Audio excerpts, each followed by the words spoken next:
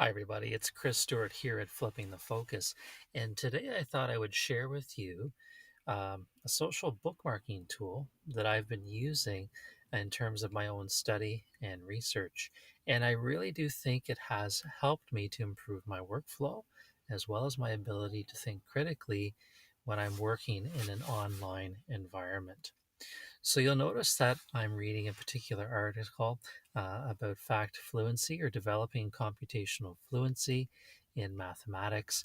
And I've chosen to use a social bookmarking tool known as Diigo. Okay, you can see me pointing to it here on the right hand side. So Diigo I have installed as a Chrome extension up here. You can see that I'm able to annotate and capture the web using this particular tool. And as soon as I click on the annotation key, it'll bring me into a view of the article where I'm able to work my way through. And you can see that I've been highlighting a few things. And there are some different colors here. Okay, but you do have the opportunity to use different colors to highlight. So I'm moving along, I'm seeing things that I'm making connections to or that I'm finding relevant. And for instance, I've highlighted this area in green. You can choose to change the color, which is wonderful in terms of doing some preliminary coding in a qualifying sense. You can also, in the moment, add sticky notes. Okay, so I've made a comment here about where and when strategies are used along a continuum between direct modeling and automatic retrieval. And I'm referring to other research work. So, for instance, Dr. Alex Lawson's work. So, once you've made those highlights and those sticky notes, you can then, let me go back here to my library. So, this particular library, this is the Diigo website. So, diigo.com. And what you would do is you would create an account there. Anytime you choose to annotate an article, so for instance, a PDF that you found on the web, what happens is that simultaneously your annotations, I'm going to expand them all here. I have 16 notes I've made so far while I was reading, and they're all color coded by particular themes, particular codes.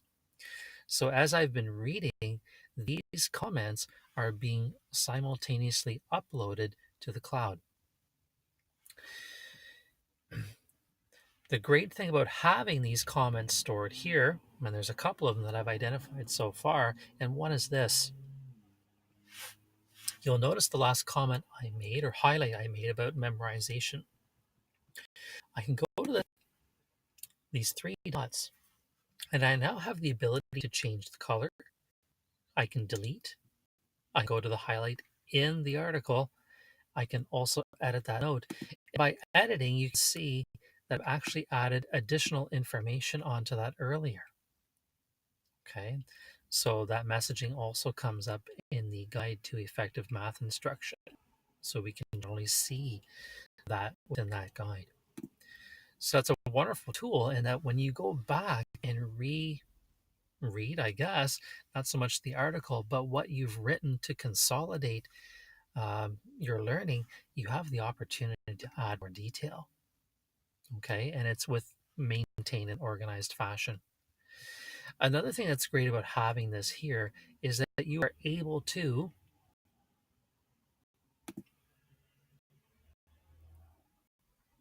email them out.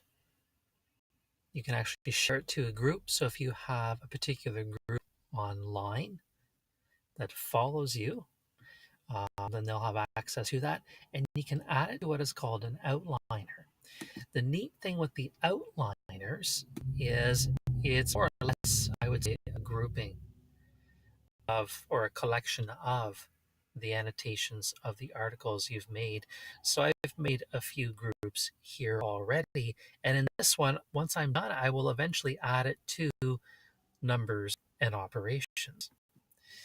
The reason why I might want to add it there is if I'm not working within a Diigo group with others, but I would like to share it externally, What I can do is, for instance, let me take you to my outliners now. And if I choose the current outliner where I'm focused on students developing computational fluency, is I have a few articles here that I've worked on recently, and I can choose to expand the annotations for all of those articles, and you can see my written comment as well.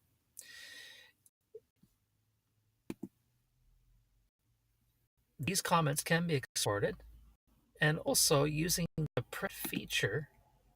Okay, so what one can do is you can print to saving as a PDF. And by saving a PDF, you now have the option to perhaps post that on a website, share it on social media, share it with a work group or with your professional learning community. So there's lots of opportunity there. Okay, so uh, in a nutshell, that really is, for me currently, the Diigo tool and what I've found to be most useful about it.